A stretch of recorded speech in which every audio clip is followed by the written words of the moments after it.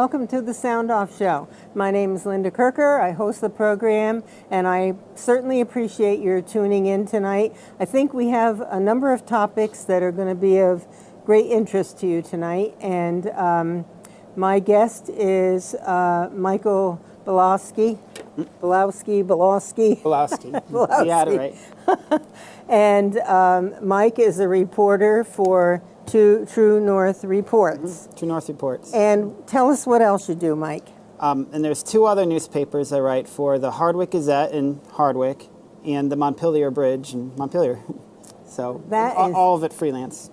Now, do you pretty much focus on different issues, local issues, state, or some are the same in different places? A lot of overlap, but I guess it almost goes without saying, but Hardwick is your local small town, school board, select board, roads being paved, but all it's actually interesting because what happens is, in True North is the opposite end of the spectrum. It's statewide, state house, and then Montpelier, it's city government.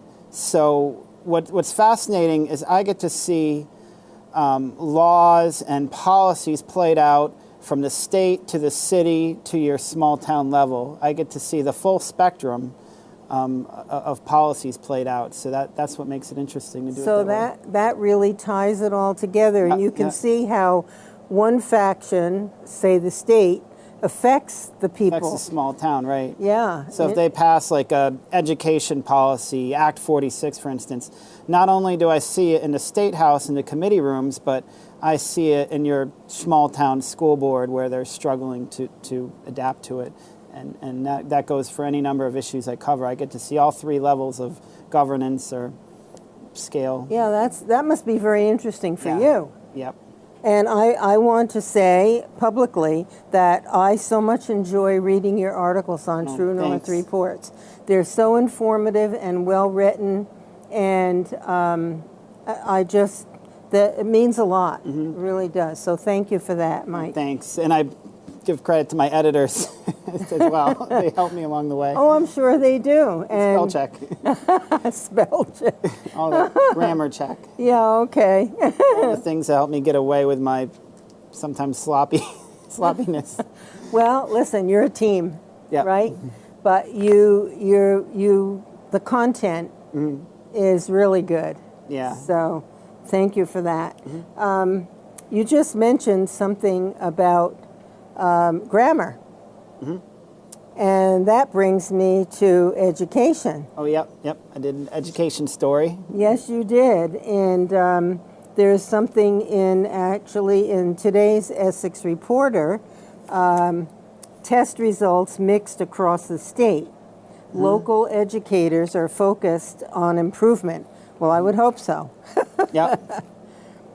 You want to speak to that? Yep. So about a couple of weeks ago, Vermont released the scores for the SBAC test, which is Smarter Balanced Assessments for Math and English based on the Common Core curriculum, which is the curriculum that is actually kind of controversial in its own right, but this story doesn't really focus in on that.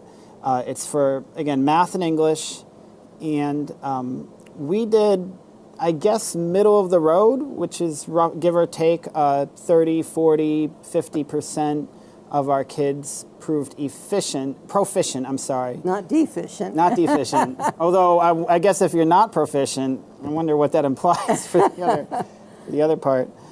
But it's... This was grades 3 through 8. 3 through 8 and then 11. And 11.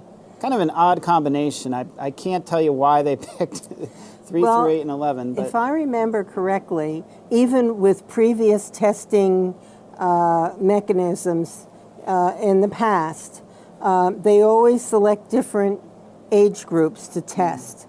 And so here, for instance, 59% of fourth graders were at or above the grade level in English acquisition.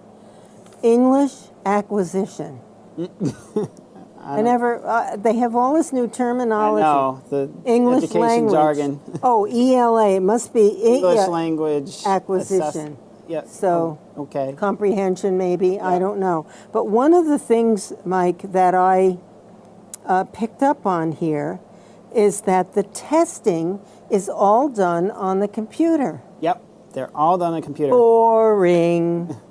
Well, boring, but interesting in a way, or scary, depending on your perspective. So the test questions get easier or harder depending on how you're doing. So if you get 3 wrong in a row, your next question is going to be presumably easier, and vice versa. If you're getting them all right, they're going to get harder and harder. And wait a minute. You lost me there. the electronic test, it's not.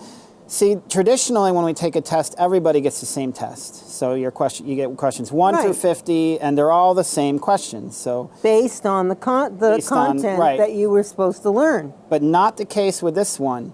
It changes. Every student gets almost no 2 students will take the same test. Maybe question 1 will be the same, but after that, everybody goes on their own journey, so to speak, because everyone's going to get different questions based on which they get right, or how many they get right, or how many they get wrong.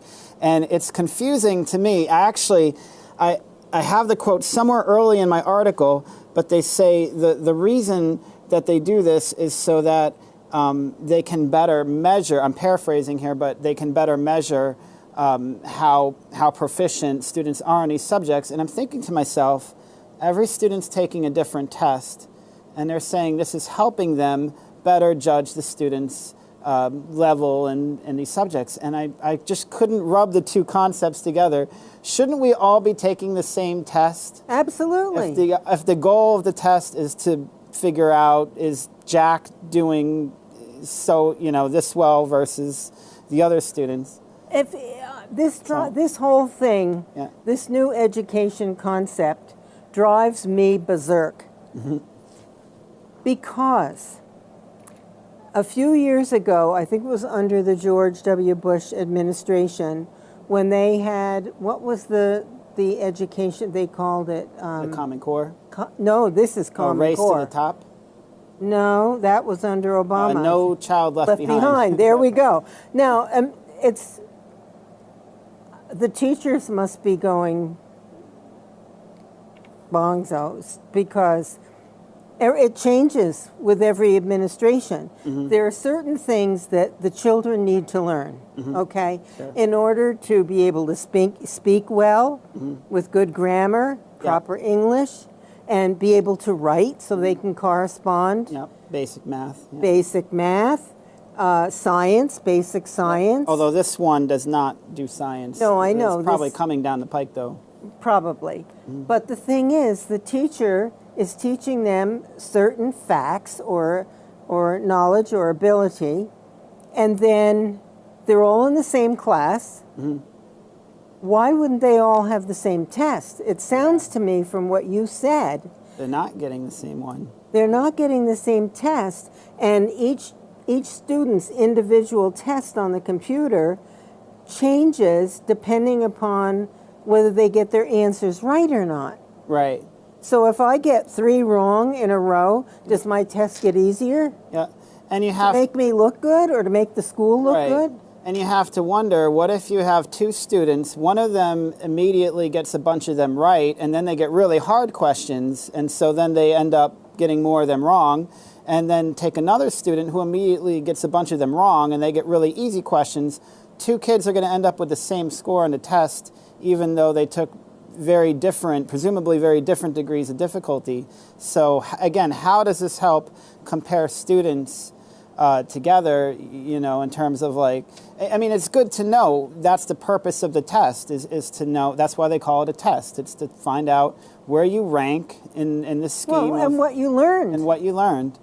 And so now you can have 2 kids with the same score. One of them achieved it getting very difficult questions, and the other one achieved it getting easier questions. So This is crazy. This is absolutely crazy. I don't know, but I would throw the computers out, let them play with them at home, or have maybe 1 period a day when they can get on the computer. Right. Other than that, The teacher stands up in the room. They were taught to teach. They have certain knowledge and subject matter. Yep.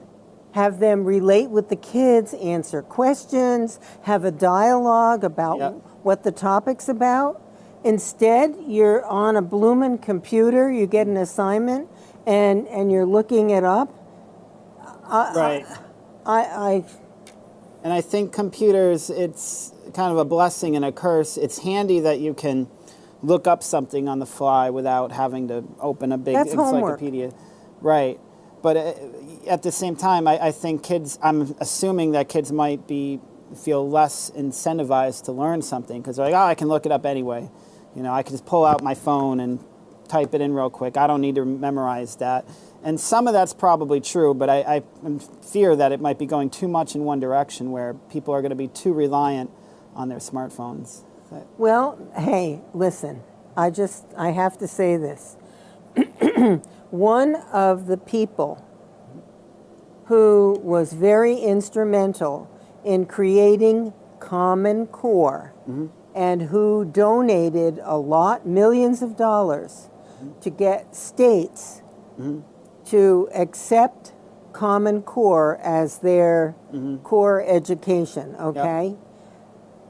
Bill Gates. Yep. Okay? Now, what does Bill Gates do? Well, I don't know that he's an expert in education, but you'd think he was. No, but guess what?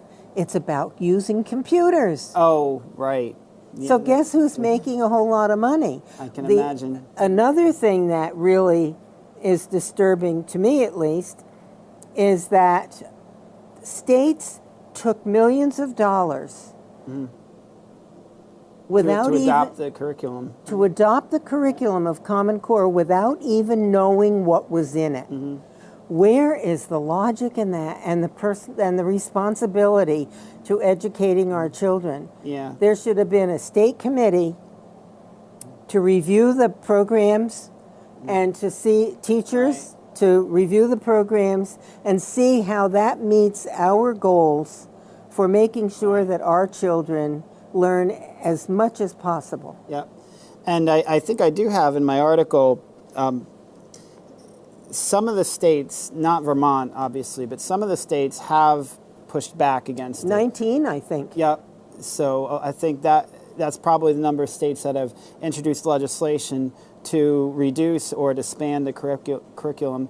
And it's funny, I think Vermont in general is pretty active when it comes to scrutinizing its educational system, certainly when it comes to property taxes, although that's a little different. But anyway, I always assumed that Vermont would be one of the leaders in the opposition against Common Core. But when I tried to write about it and I started looking up opposition groups in Vermont, it was like crickets. You didn't call me. So, there is one Facebook page that was very inactive. There was a handful of people on it, most of whom I already knew from other stories. And it seemed like maybe because there's other stuff going on in Vermont, it kind of fell through the cracks. But compared to other states, I feel like Vermont maybe dropped the ball or has not. It doesn't have a lot of activity in terms of scrutinizing. What is more important than educating your future adult citizens? Your workers, your entrepreneurs, your inventors, your job providers, all kinds of opportunities. But how do you dumb down your country? Take over their education. Yeah. It should be a state and local deal. Do you know? I'm on my high horse tonight, I guess. But excuse me. I forgot what I was going to say. Probably a good thing. It'll come back to me. But education, it's the crux of our society. I forgot who said it first, but it was somebody from the World War II era. It might have been Adolf Hitler or one of those big names. But they said, if you can get the children, and I believe it was the woman and the children, because at that point in history, women were not so much out in the workforce. They were the home, controlled the home. If you can get the woman and the children, you can control the whole society. And I think it was one of those big world leaders from that era, from the early 20th century, who said it. But I think it comes back to, what we're talking about today.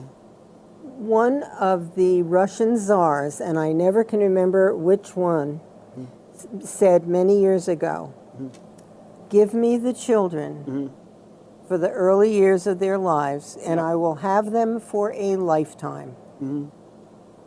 I believe it. And it's scary to think that our kids are going through this. But I do see some positive notes. Good, tell me. I feel like, I don't know if I want to name the school specifically. That's fine. But in my coverage of local schools in Vermont, I understand that there is a pushback within the schools. There should be.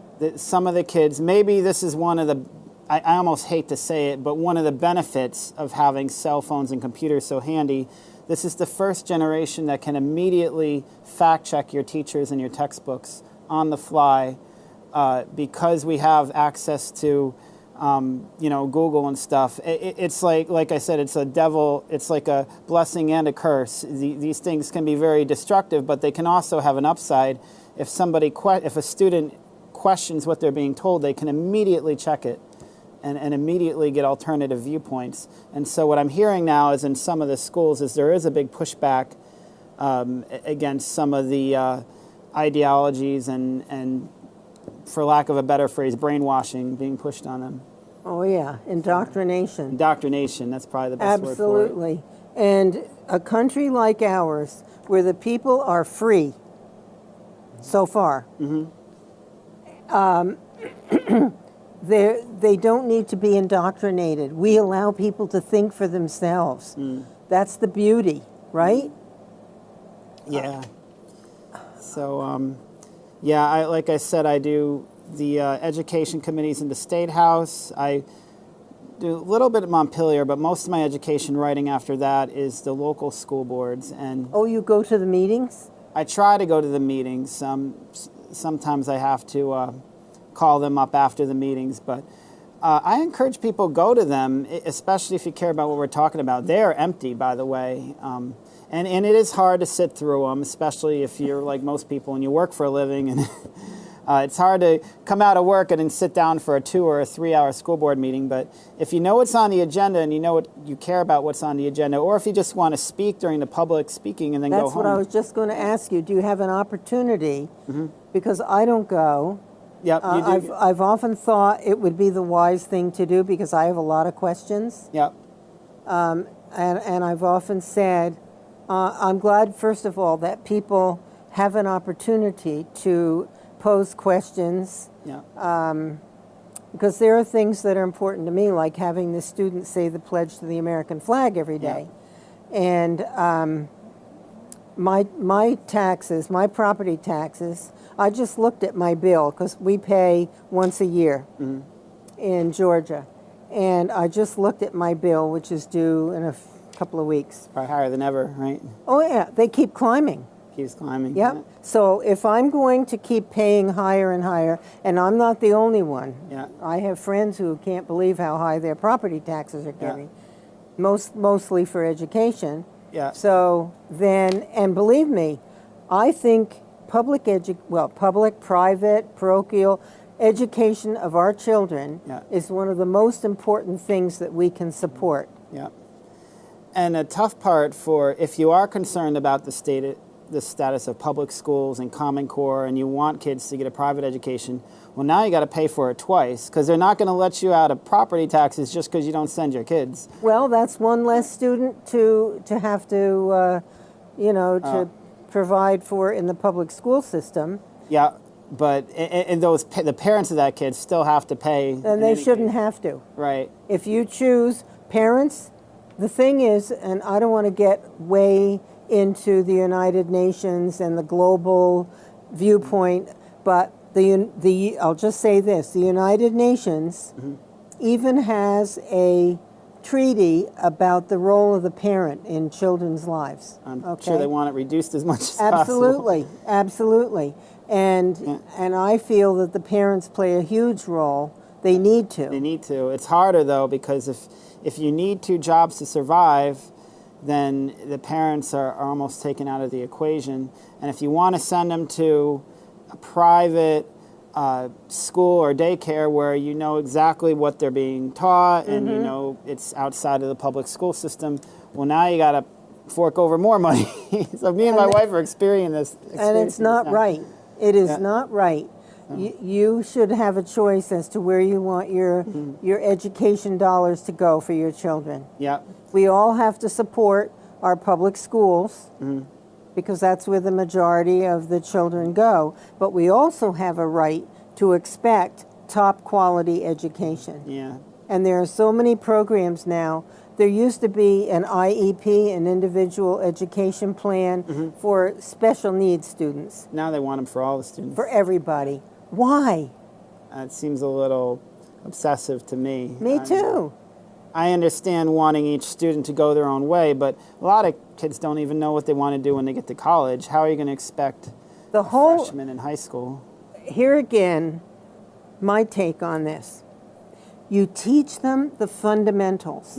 You learn the language of your country. You learn how to express yourself well with that language, orally and written, okay? You teach them to, well, we had spelling. We had spelling bees in class. I loved it. It can be fun. Oh, it was a lot of fun. You teach them U.S. history. They have to know about their country. Accurate history. Yes, accurate. Not the versions that they come Founding. Right. Yes. Some friends and I just put together a Liberty Camp for kids. That's great. Yeah. And we had that here in St. Albans for 3 mornings. We're going to meet shortly to review what we did and see how we could make it better going forward, to make sure they understand about the founding of their country and be proud to have the rights that they have here that you don't have in other countries. And that we have rights, yeah. Yeah, exactly. But we're not going to keep them if the children aren't taught to value them. Right. Yeah, it's so important. So what's another topic you'd like to talk about? Well, we've beaten this to death. So this one I wrote about a week ago. It's Bernie's single payer push already splitting Democrats.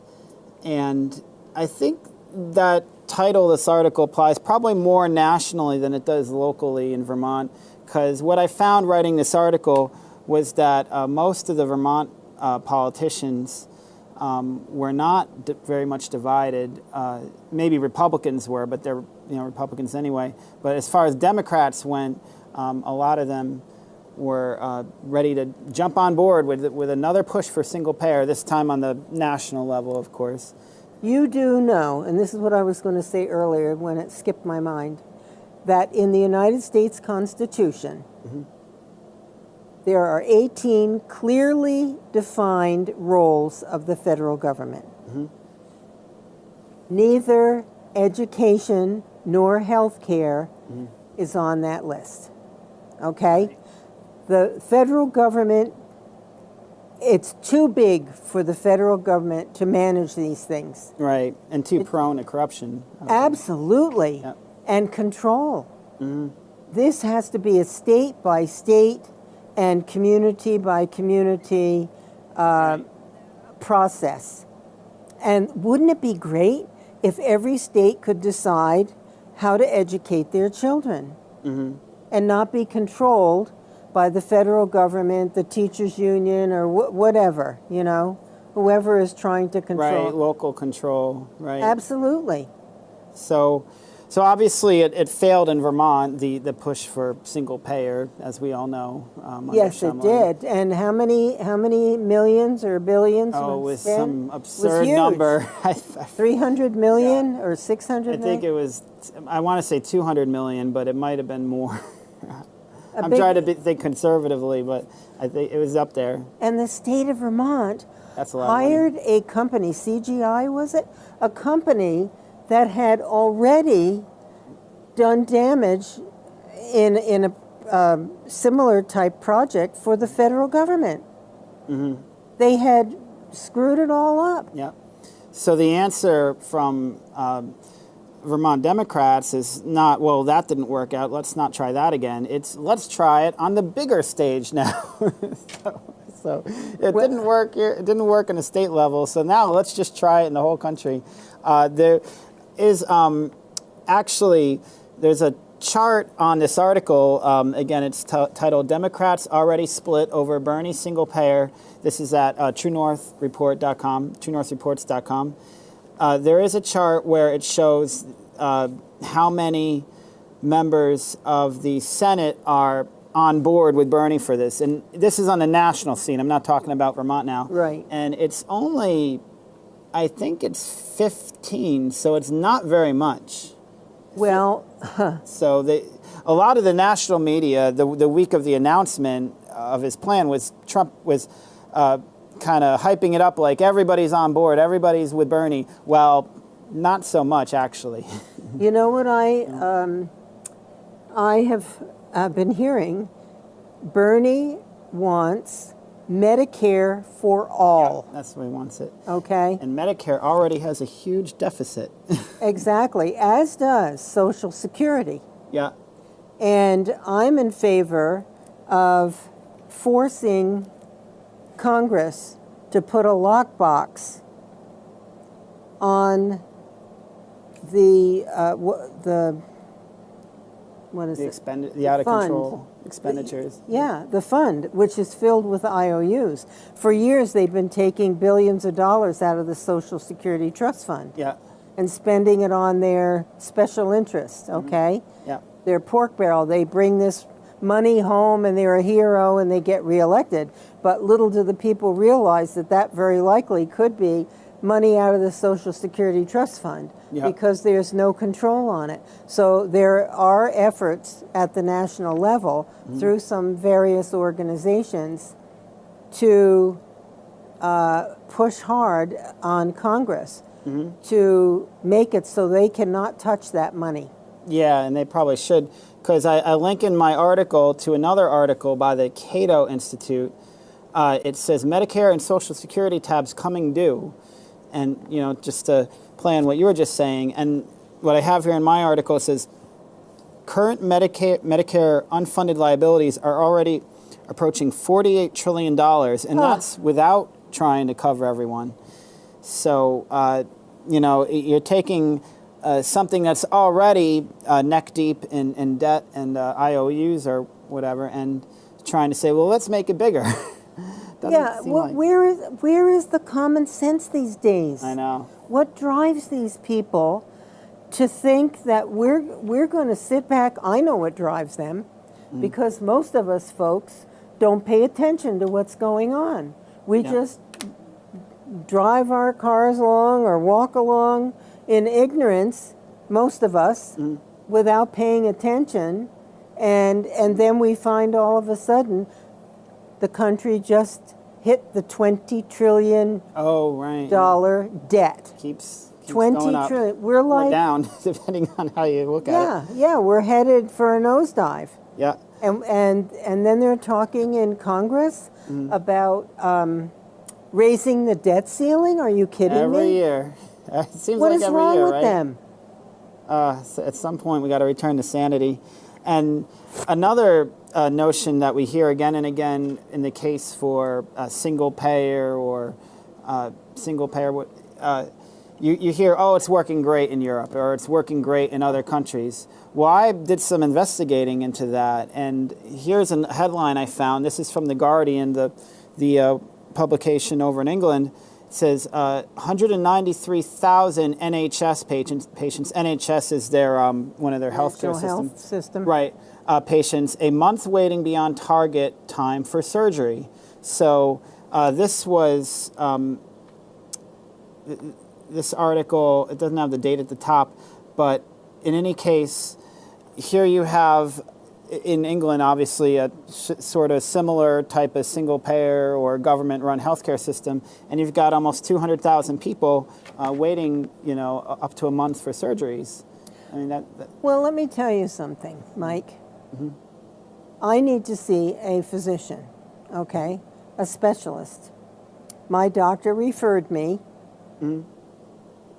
And about 3 weeks ago, she referred me. Do you know when my appointment is? Pretty soon? December 4th. Oh, well, that's a ways off. The doctors in that practice, it's not a hospital practice, it's a private practice. There are, I think, 3 doctors there in one specialty. They're all booked out to December and beyond. So it's what's happening. I was speaking with a physician today. I had called him up, and he's a friend, and he was kind enough to call me back. And we had a little discussion about what's going on in healthcare today. It's a disaster. I went into my doctor's office. I'll just make this quick. Several visits back, and I always come in with my list of things that I want to talk about, concerns that I have. And she said, "Let me see the list." So I handed her the list. She looked at it and she said, "Linda, you're going to have to prioritize here. I have other patients waiting." Well, that's disturbing. Yeah, yeah. So Say that you need to just disregard some concerns. yeah, exactly. At least let me bring them up.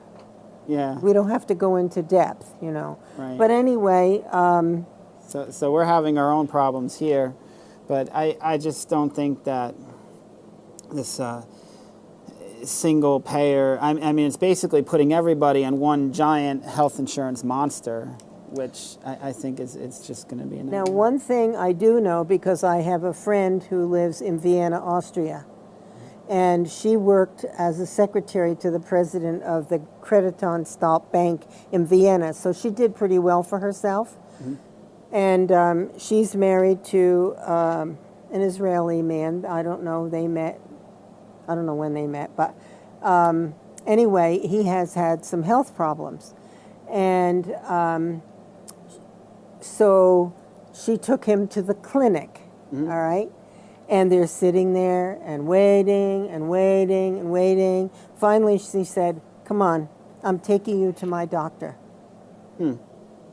You can circumvent the socialist system if you have the money to do it. Right. That's You can get your own private doctor." Yeah. But a lot of people don't have that money. And when the government pays for everything for everybody, it's going to become a monster. yes, and it'll turn out to be very problematic. I remember as a young girl, when we went to the doctors, my parents paid right then and there. Or, I don't know if my parents ever did this, I don't think so. We were far from wealthy, but there was a personal responsibility, you know, to pay your bills. So people bartered with the doctor, Yeah. okay? Because they take the Hippocratic Oath, right? Yes. They have to. Do no harm and so forth. Yep, and they have to take care of poor people according to what they can pay. So they're not supposed to turn anyone away. If you have money, you pay. If you don't, then they work with you. Yeah, I mean, okay, you take your kids in to the doctor, you're a farmer, okay? And you raise chickens and cattle or whatever. So you, hey doc, I don't have the money to pay you today, but I can provide you with this and this. Yeah. Is that a fair trade with you, okay? That kind of thing I think is really great. Yeah. Or I'll come and I'm a plumber, and I'll come and, you know, if you have a problem, I'll come and take care of it for you for no, you know, Yeah. you don't have to pay me. But I think bartering is a good thing. Yeah. It gets away. But anything that government controls Yeah. turns into a disaster. You know, I don't have dental insurance, and so I actually I don't had this, either. I had this discussion with a buddy of mine today who kept brushing his teeth while we were hanging out. He said he had a toothache. I kept trying to convince him. He's like, "Oh, I don't have dental insurance. I'm not going to go." And I'm like, "No, just go. Tell them what you make and what." Well, here's what happened to me, because I don't have dental. So I went to a dental place up in Hardwick, and it was very simple. They gave me a form. It asked, "What do you make? What are your expenses, rent, car, heating, whatever." It was just like applying for any other subsidy with the government. only it was just between me and this particular dental office, and it didn't take me more than 10 minutes to fill it out. So I needed, according to their estimates, it was like over $1,000 of work. I hadn't gone to the dentist in like 20 years. So they had a lot of work to do in my teeth. But they reduced my payments to below $200, from over $1,000 to below $200, because they looked at what I make and what I needed, and they came up with something that we could both agree on. Wow. There was no government involved. There was no bureaucracy involved. It was just between me and the dentist. That's perfect. That's perfect. So. And the thing is, we both know, Mike, that the more that the government takes over in your life, the less control you have over your life. Yep. And that, to me, is not a good thing. Right, right. If I had dental insurance, I'd be getting less money from my work, and I probably still would have had to pay some big copay, and there would have been no negotiating. So, Well, good for you. So- You know, that's a good lesson for the folks who are viewing tonight. yeah. And by the way, folks, there is no phone number on the screen tonight. I'm assuming that maybe the phones are working. They're working. So you are welcome to call in if you want to touch on any of the subjects that we're talking about. The number is 527-6449. Yep. Maybe they can see it. I see it on one of our It screens. is? Yep. So Oh. I see the Oh, number. way up at the top. Okay, Yep. it's usually at the bottom. Okay, way at the top, folks, on the right. The phone number is there. So feel free to call in and share your thoughts. In the meantime, let's see here. I've got more stories. Go.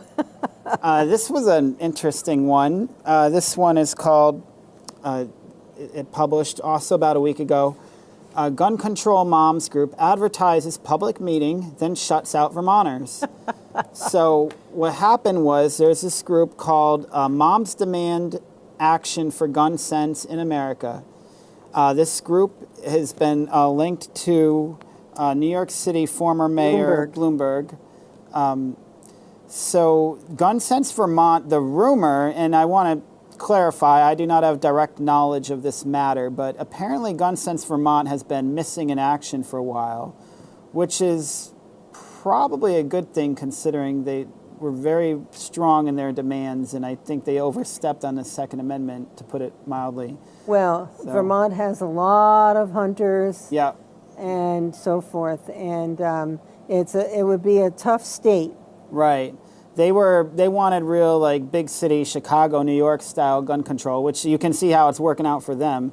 But anyway, so this new group came up to fill in the voids, I'm presuming, and they advertised a meeting, and about a dozen Vermonters came to show up, and most of them were shut out. In fact, not at the one I was at in Montpelier, but the night before, the same group had an organization in Burlington, and according to some of the same folks who would try to get into that one, they said they even shut out their own members, some of them, some of the Moms Demand Action folks, because they were so skeptical of somebody pretending to be one of them, only to go in. And probably rightfully so, in the sense that some of that was going on. A lot of people wanted to get in there and find out, what are you talking about behind closed doors? What were they afraid of?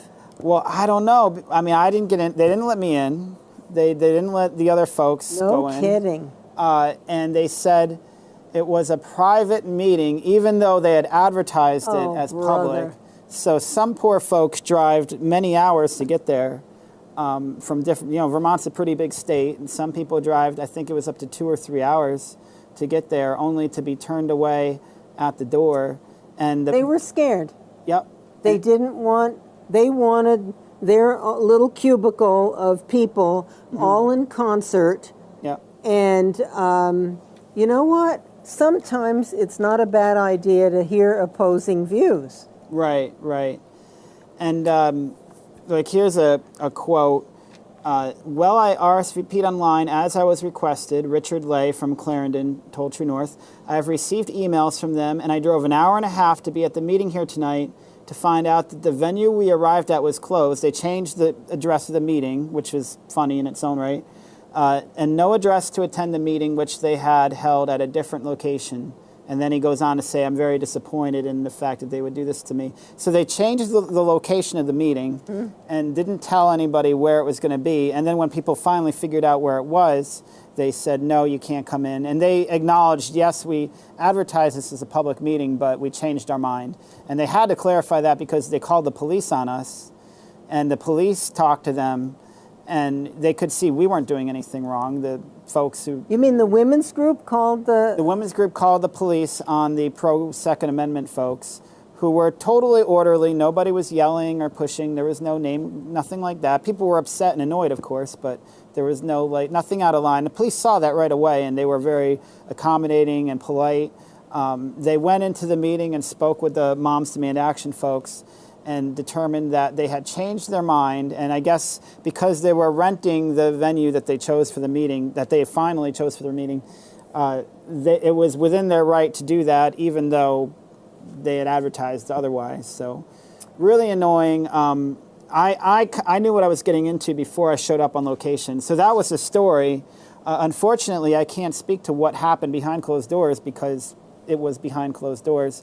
But there's another great quote in here where somebody says, actually it's right here, I still wanted to talk to these people because, you know, the best disinfectant for bad ideas is sunlight. And that was by Archie Flower, a resident from Middlebury who drove a long distance as well. So, wow. You know, very fishy behavior. If you want to prove to people that you have the best intentions for the public, you should want as much transparency as possible. Exactly. Thing. So now people, myself included, are only going to speculate the worst, because if they're not going to listen to the meeting, we have to figure, well, they probably want to obviously restrict our Second Amendment. Oh, sure. Who knows how many number of ways they want to do that. You know, universal background checks. Insurance. They want you to have, I don't know if that's federal or state. Mm-hmm. They want you, I think it's Vermont. They want you to have insurance on your guns. Yeah. I think I remember writing something about that. Make it costly, okay? Yep. Prohibitive in any way possible. If they can't ban them, they'll add a cost to them. So there's so many funny rules that they're trying to pass. I think I remember when I'm going by memory here, but when I wrote about this for Vermont Watchdog a year or two ago, part of the universal background check rule that they were proposing was that, like, you couldn't lend your gun to somebody next to you at a range, or you could be accused of, you know, breaking the law or something like that. Or maybe you couldn't even give it to your child. Or couldn't give it to your child. Things like that. That is just getting silly. They try to say that at a gun show you don't need a background check to buy a gun. That's not true. I've been to them. I've never tried to buy a gun to them, but I have spoken to the vendors and spoken to the people who go to them. I've attended them myself, and that's not true. You definitely, it's not a bunch of hoops, but it's enough that if you are a person with a violent record or something, it will come up. Yeah. So well, if you, in other words, if you're at a gun show and you want to buy a gun there, they have to do a background? There is some kind of check. It's not just under the table, here's your gun, get out of here. And it's not like that. No. Where's the freedom? The founders must be turning over in their graves. But the good news is the momentum with the public is clearly on the side of the Second Amendment. In Vermont. In Vermont, yep. As I just mentioned, Gun Sense Vermont seems to be MIA right now. I don't know the official story behind that. I don't know if they're shut down or if they're just taking a hiatus. But the rumor is that they've essentially disbanded or contracted, and hence you got this new group now moving in to fill the void. If they wanted to have a private meeting, they could have gone to one of their homes quietly, not advertised it in the media, right, where it looked like an invitation to participate. Oh, they sent out confirmations to people who RSVP'd, and they printed out. You can actually see them in the article. I believe that there's photos maybe on the link to the article where you can see the form the confirmation form, like, yes, you've RSVP'd here's the time, location, etc. Control. You know. Well, Michael Tough luck. Bloomberg is, gun sense Vermont, or gun sense wherever. Now moms demand action. Yeah. Honest to goodness. Okay. That was an interesting one. Now, the governor, let me see here. Okay.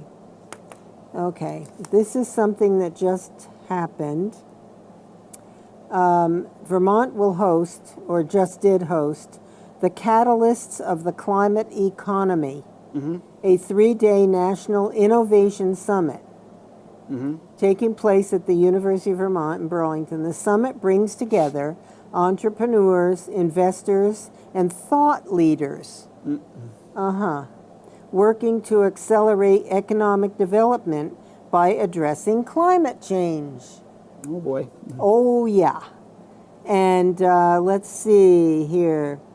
The state's commitment. They're going to support the state's commitment to environmental stewardship in a way that helps create jobs, grow the economy, and support all Vermonters, said Governor Phil Scott, who recently issued an executive order creating the Vermont Climate Action Commission and was one of the original signers of the U.S. Climate Alliance. Ask me if I'm happy about that. No. I don't imagine that you are. Not that anyone cares. And here's the other article from True North Reports. Yep, Climate Economy Initiative divides Pownell, Middlebury next. So tying into what you just said, and I'm sure they are directly related. Oh, yeah. It says one community has been divided after the Vermont Council on Rural Development visited with its Climate Economy Model Communities program, and now another is about to embrace the same controversial program. So in Pownell, Vermont, which is in the most southwest corner below Bennington, they had this Rural Development Council, or Council on Rural Development, come visit them 3 times and plan changes to the town, changes to infrastructure, changes to the way they do transportation, changes to the way they, economic development, energy. Some of them on the surface sound very reasonable and, good and great for everybody.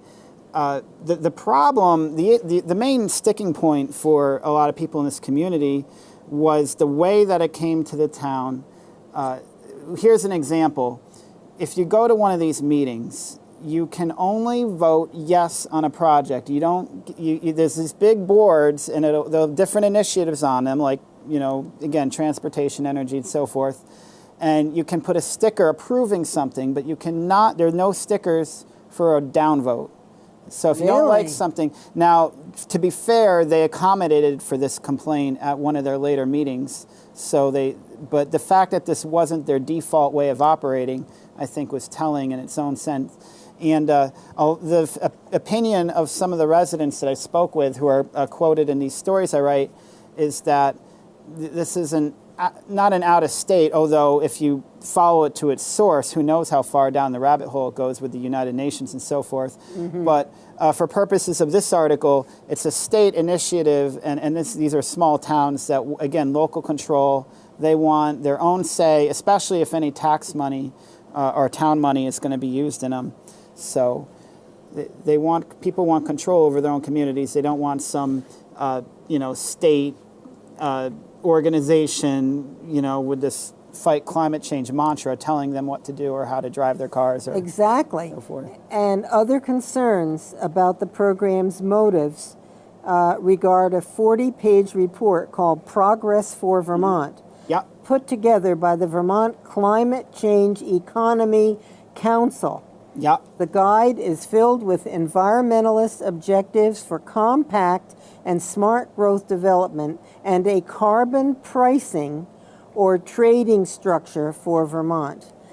This drives me bonkers. So again, all these initiatives sound wonderful and sunshine and butterflies on paper. You know, who doesn't want more efficient energy? Who doesn't want a better economy?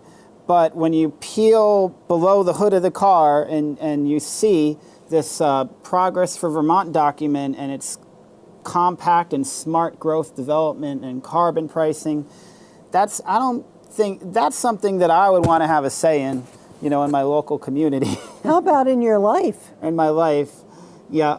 So, and Get out of my life. Yeah. If you, I've said this before on this show, if you have a desire to put solar panels all over your roof and put a windmill in your yard and local zoning permits that, by all means, go ahead and do it, but you pay for it. I don't want to subsidize these things. and they are. If there's a good business concept, it will fly and be a On its great own. success on its own Yeah. without the people, the taxpayers, having to subsidize something that with these programs, this Rural Development Council and the environmentalism stuff, the final result is that we're all going to have to pay more. It's more expensive, and Yeah. Vermont's CO2 emissions in all of 2012 were about 2 hours worth of world emissions. Oh, I believe it. It's probably accurate. And also, for you environmentalists out there, we all want clean air and clear water, clean water. That's a given. But let me see now. I just heard this today. The polar ice caps at the North Pole have grown by 40% in the last 5 years. I don't doubt it. I think that We're being fed a line of malarkey, and Al Gore is the hoax master, folks, and this whole thing is a big hoax. That's they've created this narrative that 97% of climate scientists agree. Well, 97% of who? Because it seems like maybe 97% of who they let on CNN or NPR, but not in the big picture. I don't think so.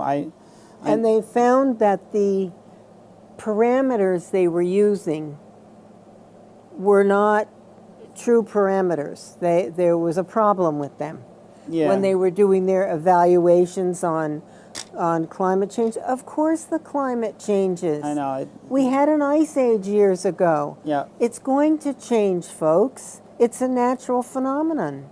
Yeah, and I don't doubt humans play a role in it, but I think it's way over exaggerated.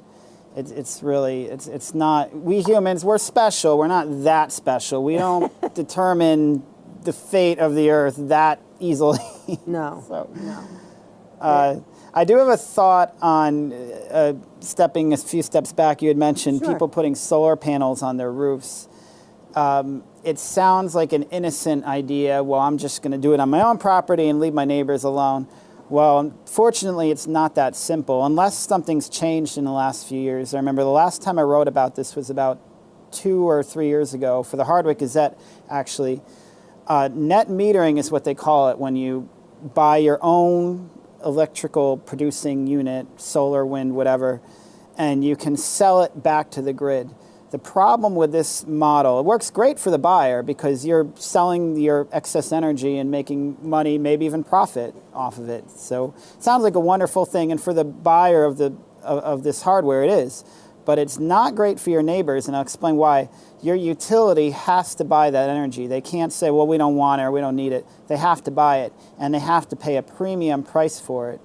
And that price gets passed on to The rest of us. So you might think you're the spiffy person on the block with all these solar panels on your roof, but if your neighbors knew what that was doing to their electric bill, they would probably throw eggs at your house. And electricity is not cheap. No. Especially the newer the about the wind and solar. Wind and solar, this technology's been around for a long time, and I'm not saying it isn't getting any more efficient, but it's got a long ways to go before it can be competitive and not need subsidies, and I just don't see it happening. This article by Jonathan Lesser says billions in cost to Vermont, and all for no benefit? ? He says, replacing all of the fossil fuel using equipment in the state, our cars, our home heating, and adding electric vehicle charging stations would cost billions of dollars more. I don't doubt it. We really got to question the entire economic structure of these new technologies. All the facets. Yeah, I mean, a car battery, someone's got to build it. Someone's got to get rid of it one day. Somebody's got to build all these charging stations. There's all sorts of chemicals and rare earth materials, lithium and stuff that go into these batteries. Electricity still is got to come from somewhere. It's either going to come from an expensive wind turbine or solar panel, or it's going to come from a fossil fuel-based plant, which is supposed to be, the whole purpose of this stuff is supposed to be to get away from that. So it's not so simple of, well, I have an electric car, so I'm not using fossil fuels. Well, you probably are if you're plugging it in and charging it, unless it's a hybrid, but even those have their own issues. And it's just not that simple. You know? And I can't get over Vermont trying to be the first once again, which usually doesn't work out very well. When we have a negligible carbon footprint. Right. What little CO2 we generate, we have forests galore that consume the CO2. Right. It's a drop in the bucket, and this is all under the assumption that carbon dioxide is this poisonous pollutant which makes trees grow and creates oxygen. It's really a silly we exhale assumption. it. We're exhaling it right now, so are they going to tax us for breathing? I remember when I was a kid, we would joke, or my parents would joke, they'd say, one day the government will find a way to tax the air you breathe. Well, here it is. Yeah, exactly. Oh, boy. We laughed about it then, but sure enough, it happened.